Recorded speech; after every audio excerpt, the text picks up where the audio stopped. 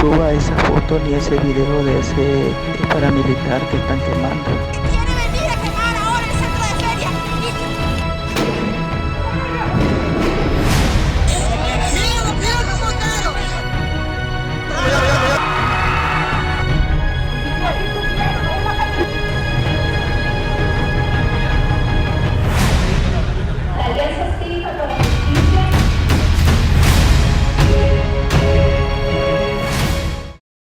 En los últimos 11 años, el gobierno sandinista ha desarrollado importantes avances que van encaminados a la reducción de la pobreza y la desigualdad social, beneficiando la vida de miles de familias nicaragüenses. Dentro de los logros alcanzados durante esta segunda etapa de la revolución está la rehabilitación de más de 6.000 centros de estudios y la construcción de más de 1.000 nuevos edificios estudiantiles. Se ha logrado llevar al 91% de familias el servicio de energía eléctrica. Se ha construido un total de 2.518 kilómetros nuevos de carreteras a nivel nacional y se ha reducido hasta el 20% los niveles de pobreza en el país. Todos estos avances han hecho que el gobierno del comandante Ortega sea un gobierno con los índices más altos de aceptación y respaldo popular. Las cifras que nosotros seguimos es de la reducción de la pobreza desde la orden de los 48% en 2007 hasta cerca de 26% en 2014. Y esas también son las cifras con que nosotros trabajamos. A pesar de todos estos logros económicos y sociales, la oposición nicaragüense, aglutinada en sectores de ultraderecha, medios de comunicación, ONGs y empresarios, quienes al verse frustrados por las contundentes victorias electorales del Frente Sandinista, organizaron y financiaron un intento fallido de golpe de Estado a la democracia en el país. Por tanto, artículo 86. El 16 de abril, el Instituto Nicaragüense de Seguridad Social, INS, anuncia reformas en el sistema de pensiones de cara a mejorar el balance financiero, reajustando el aporte del 6.25% al 7% para los trabajadores y el aporte patronal de 19% a 21%. Las medidas incluían también una deducción del 5% a las pensiones de los jubilados, como aporte de estos para la rama de enfermedad y maternidad. Estos ajustes requeridos para el fortalecimiento de la seguridad social permitirían mantener la edad de jubilación en 60 años, las semanas cotizadas en 750 y conservar el 13º mes a los pensionados, así como garantizar las miles de pensiones reducidas a los adultos mayores, contrario a la propuesta del Fondo Monetario Internacional, las cuales consistían en aumentar la edad de jubilación a 65 años y elevar a 1.500 cotizaciones. Estas recomendaciones significaban un duro golpe a la economía de las familias nicaragüenses. El asunto del INS está ahí, latente, y fue el argumento, fue el pretexto, fue el punto de partida.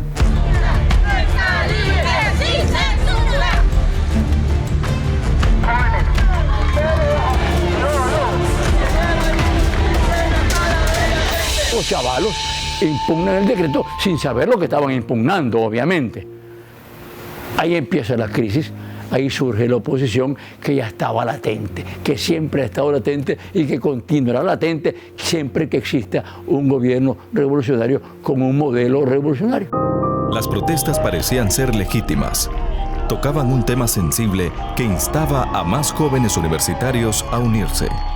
Sin embargo, las movilizaciones, noticias falsas y manipulación de los hechos emitidos desde plataformas virtuales comenzaban a posicionarse en la agenda mediática.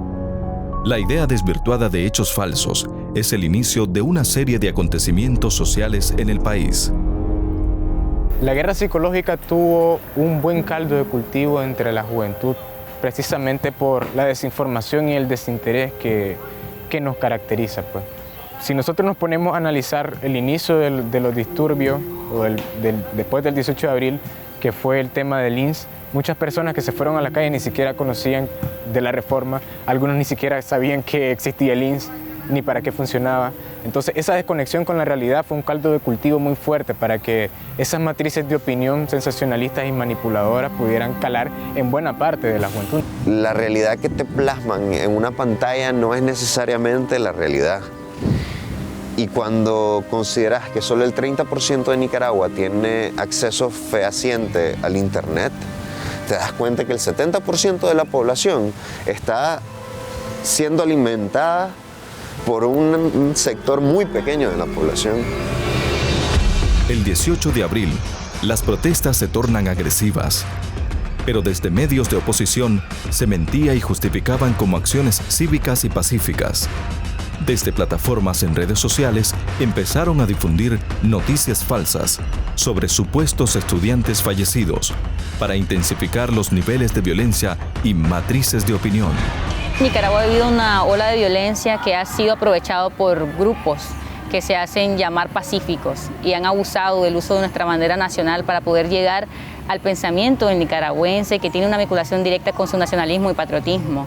Han hecho de este sentimiento una excusa perfecta para poder hacer que las personas lleguen a la calle y se sumen a la lucha antigubernamental y promover el odio y el caos en el Estado. Una campaña de publicidad creando zozobra, una campaña que no era noticiosa, que era propagandística, alrededor de hechos que no ocurrieron. Y así dijeron que había ocurrido un muerto en la UCA el día 18, cuando no fue cierto.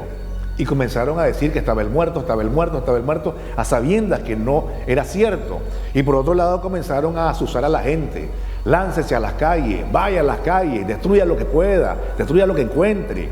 Y así se instalaron en campañas de televisivas, por ejemplo, durante 24 horas, tratando de asusar a la gente, repetir un discurso de que la dictadura tenía que irse, de que era que Daniel Ortega se fuera. Y en ese sentido no escatimaron inclusive hasta las ofensas, las vulgaridades. Una vez creado el escenario mediático, faltaba un asesinato real para avanzar en el fatídico plan y de esta manera crear una efervescencia popular en las calles.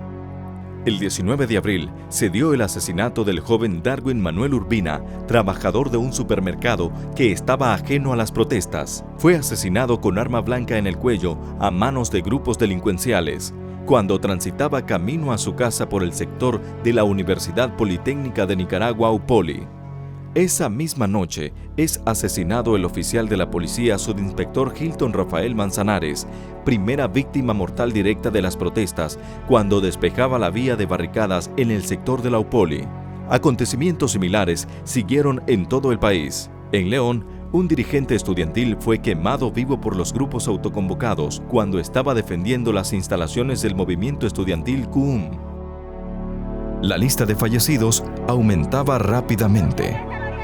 El gobierno realizaba incesantes llamados a la paz. Sin embargo, los medios opositores lo acusaban de todos los asesinatos y lo divulgaban como masacre estudiantil. Aún aquellos asesinatos con visibles características de crímenes con uso de armas de fuego artesanal, armas de fuego no reglamentarias y armas blancas, o personas incluidas en listas sin haber fallecido.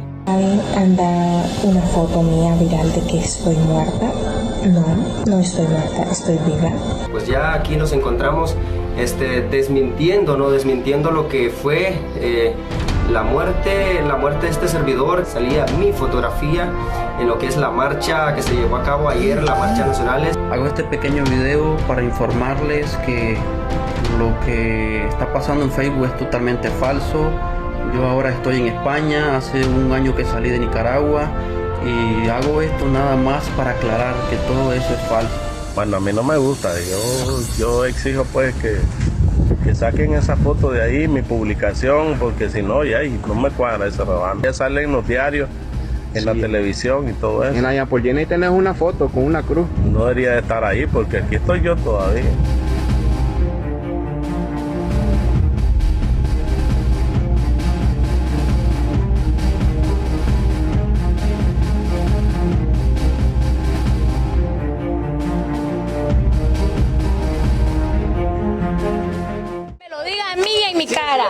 Que venga y me diga que fue un policía el que lo mató. Muerte natural. Él fue muerte natural, murió en mis brazos a las 7 de la noche.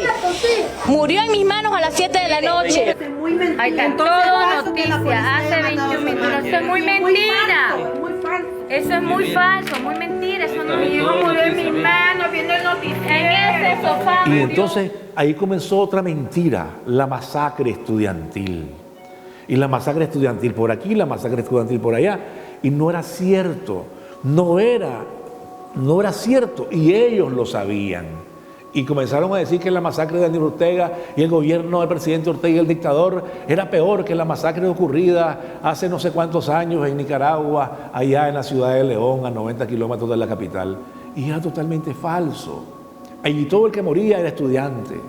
Y todo el que moría era culpa del sandinismo. Y ellos mismos lo mataban.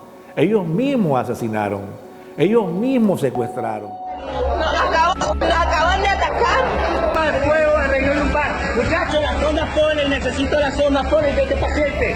Y de este también, no sé, los van a despedir, hay que buscarle todo. Están atacando ahorita los polis. Loco, se metió la policía a la catedral. Acaban de entrar y se acaban de tomar la universidad. Miren cómo está. En estos momentos, muchachos, en estos momentos se trasladaron.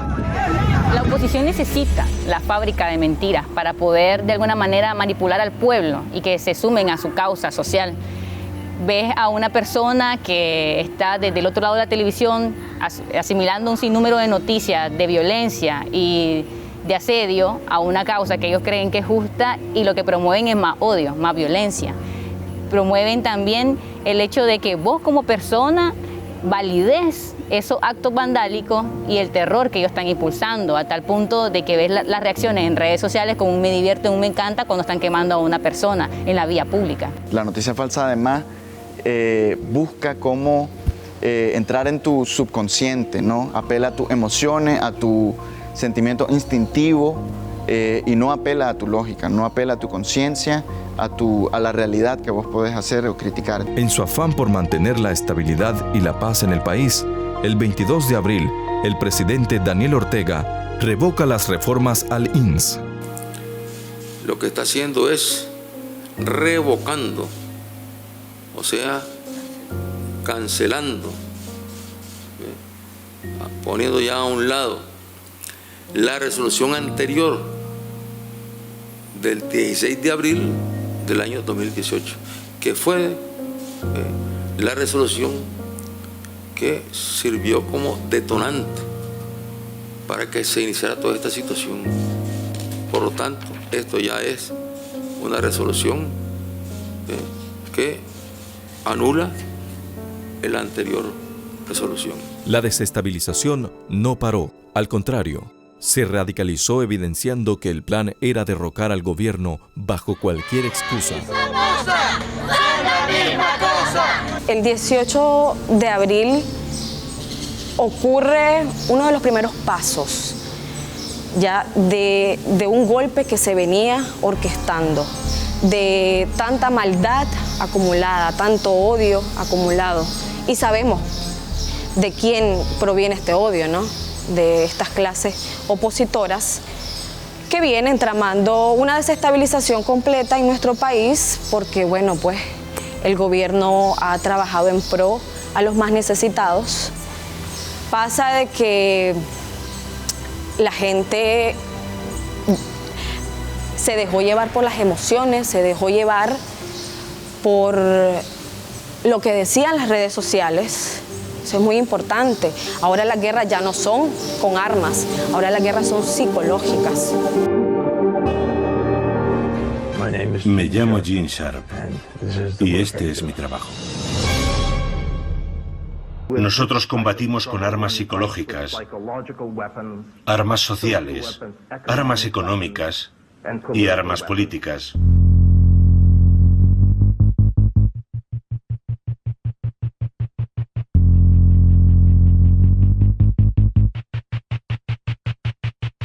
La oposición nicaragüense dio inicio a la implementación del plan de desestabilización al gobierno desde el 2007, aplicando las etapas del golpe suave, que se resume en 5 grandes pasos.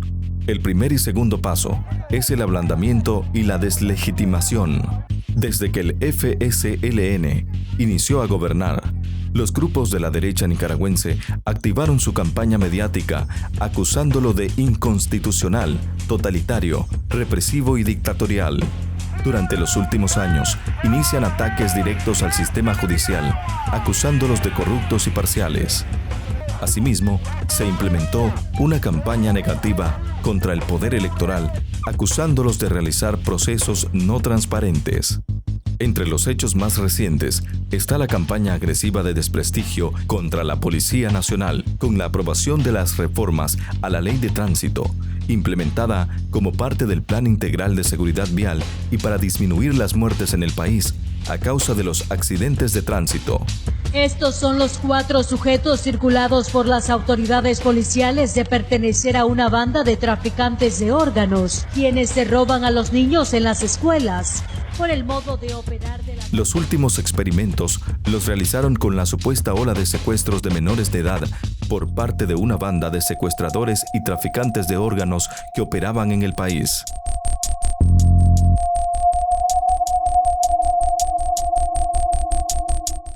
Otra herramienta de manipulación que se dio a través del Internet fue la supuesta regulación de las redes sociales. Esta noticia falsa implantó en la sociedad nicaragüense una ola de comentarios negativos a través de diferentes plataformas digitales. En su insistente lucha de desestabilización, no podían dejar de aprovechar el incendio forestal en la Reserva Biológica Indio Maíz para continuar la manipulación en redes y noticias falsas, argumentando la incapacidad del gobierno ante la crisis. La excusa perfecta llegó el 16 de abril, cuando el INS anunció su nueva reforma a la seguridad social.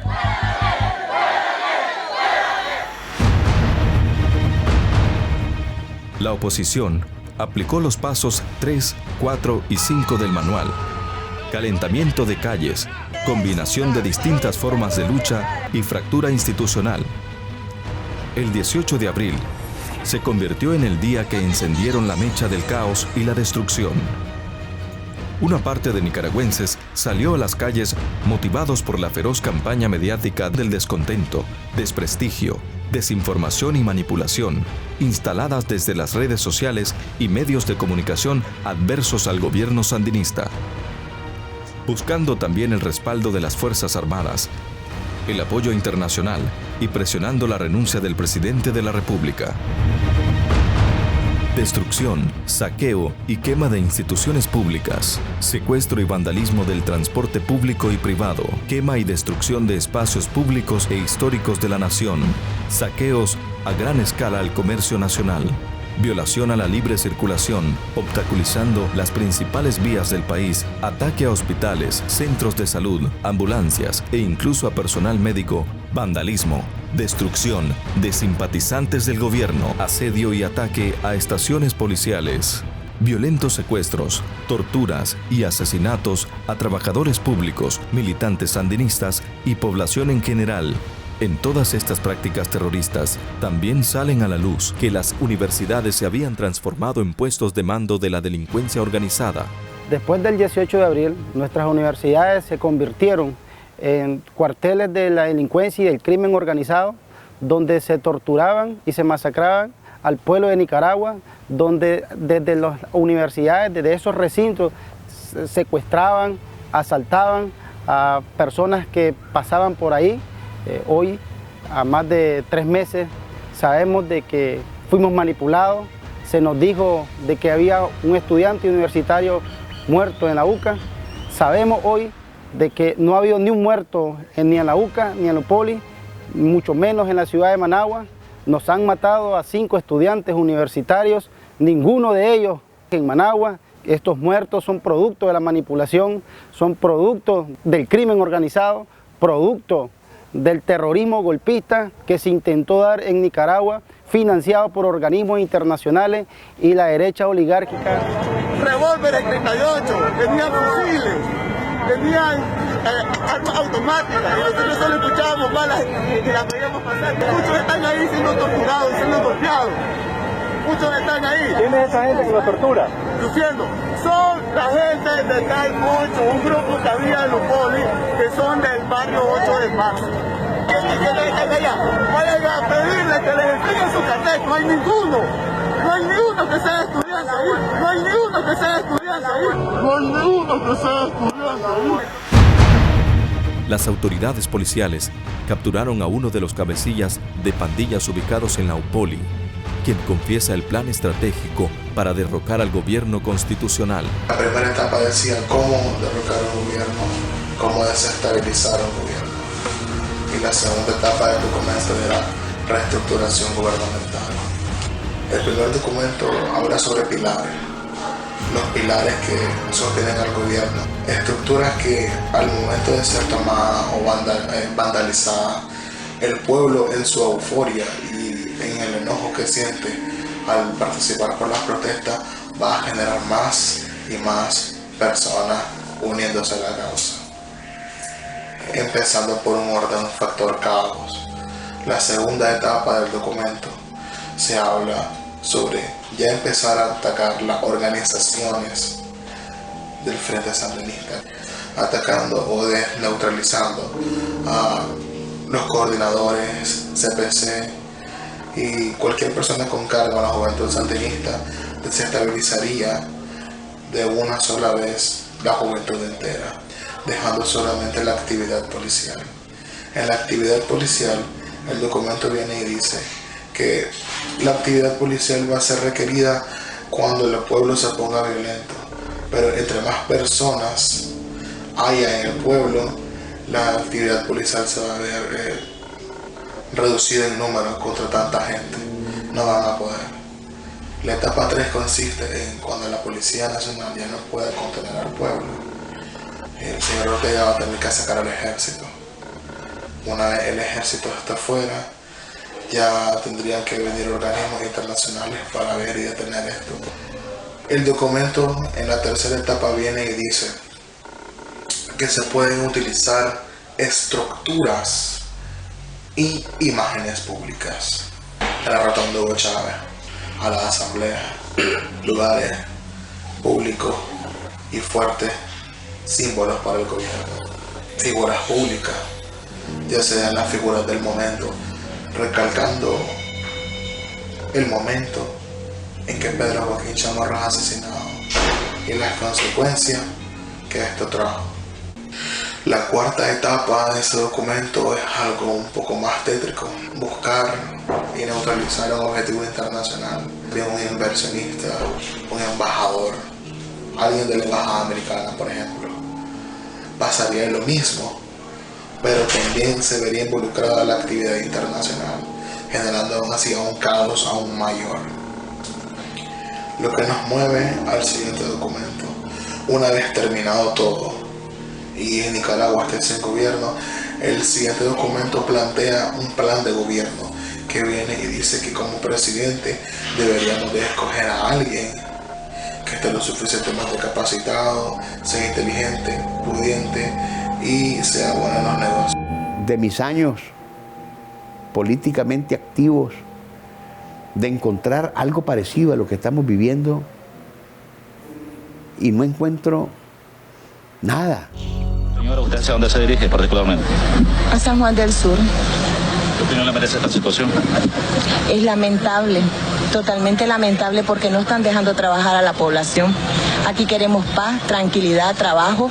La gente que tiene comercio está endeudada, los bancos no van a perdonar eso. La gente tiene que alimentar a sus hijos. Tenemos responsabilidades, tenemos deuda.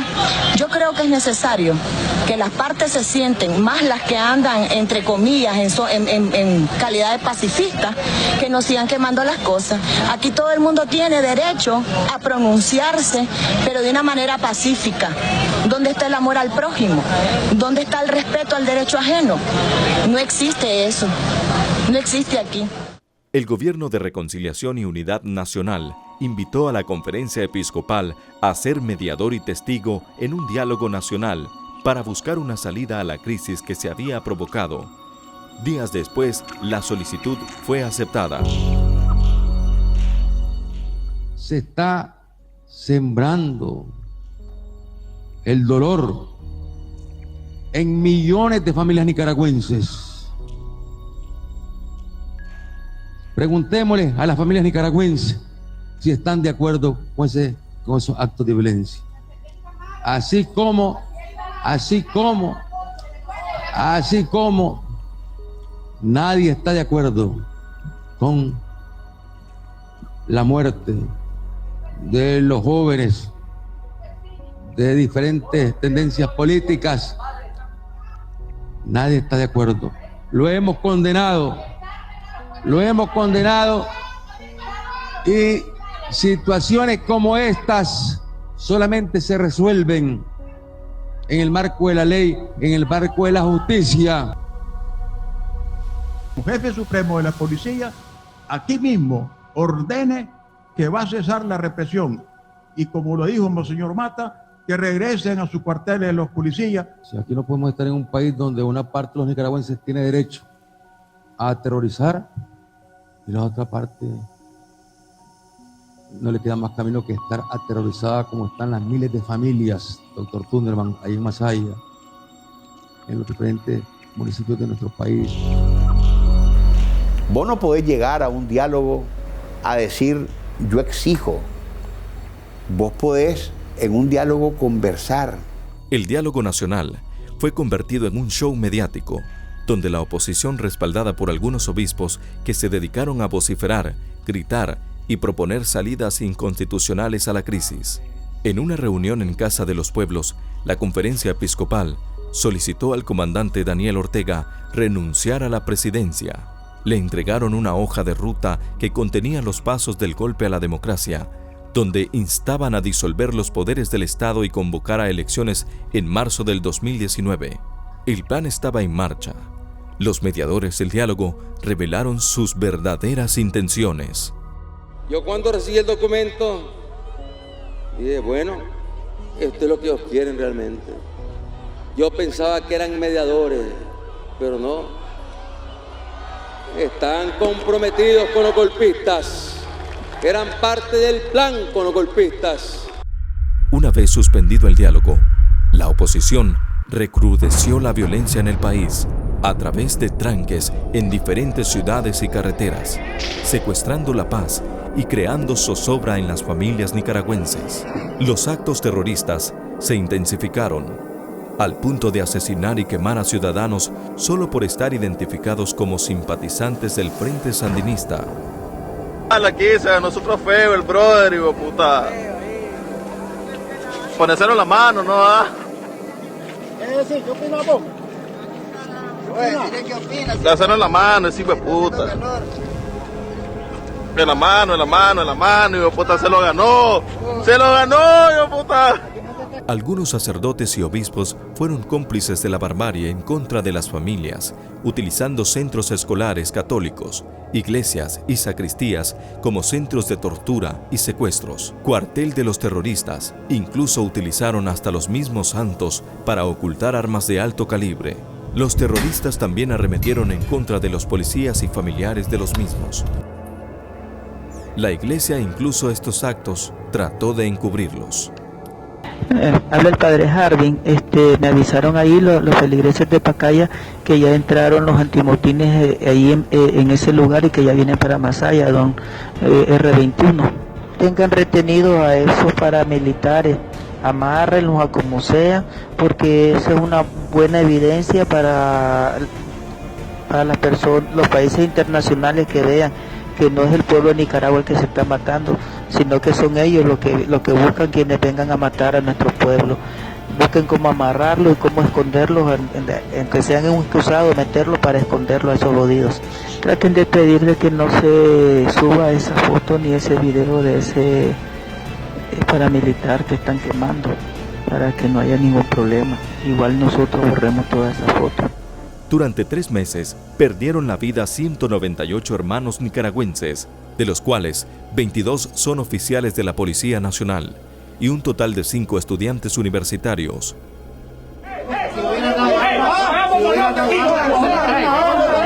Que no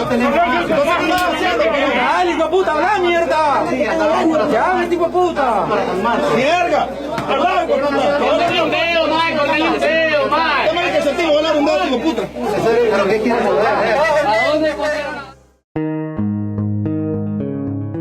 No recuerdo yo sentir odio por un compañero opositor, porque tengo muchos amigos opositores, pero para mí son amigos, ¿ya?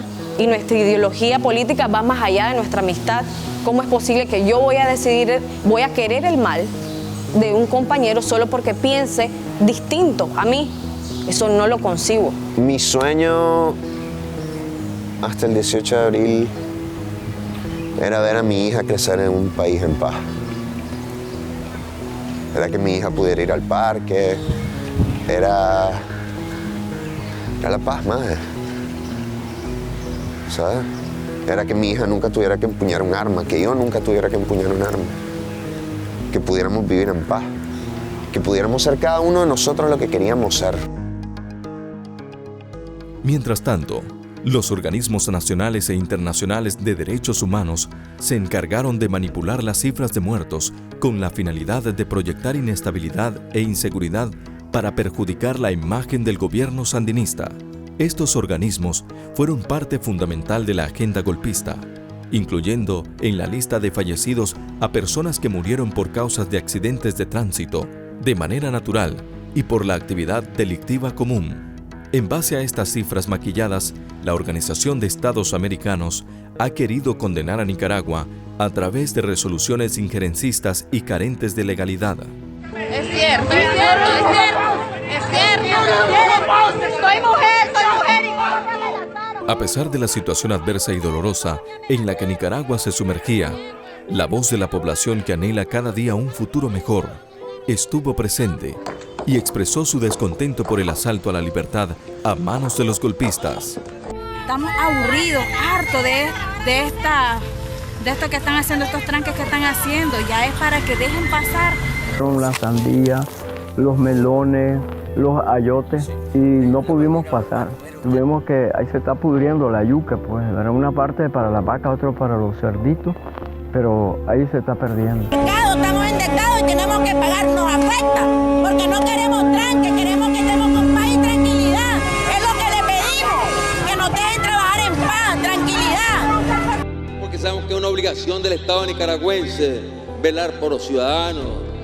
Dijimos, esto se acabó y tenemos que restablecer el orden en nuestro país. El gobierno, de la mano de la comunidad, emprendió un plan para asegurar la libre circulación y la recuperación de la paz de las familias nicaragüenses. ¡Tiene los azules! Mi favorito. Adiós, adiós, gracias, adiós. Les agradecemos infinitamente. Ya nosotros esta pesadilla de corazón. Esta pesadilla está pasando ya. No tenemos palabras. Esperamos todavía y si le digo, esto lo hubieran hecho desde un para poder venir. De este modo, el pueblo junto al Frente Sandinista, otra vez en julio victorioso, sepultaba las intenciones golpistas y acciones terroristas de la oposición.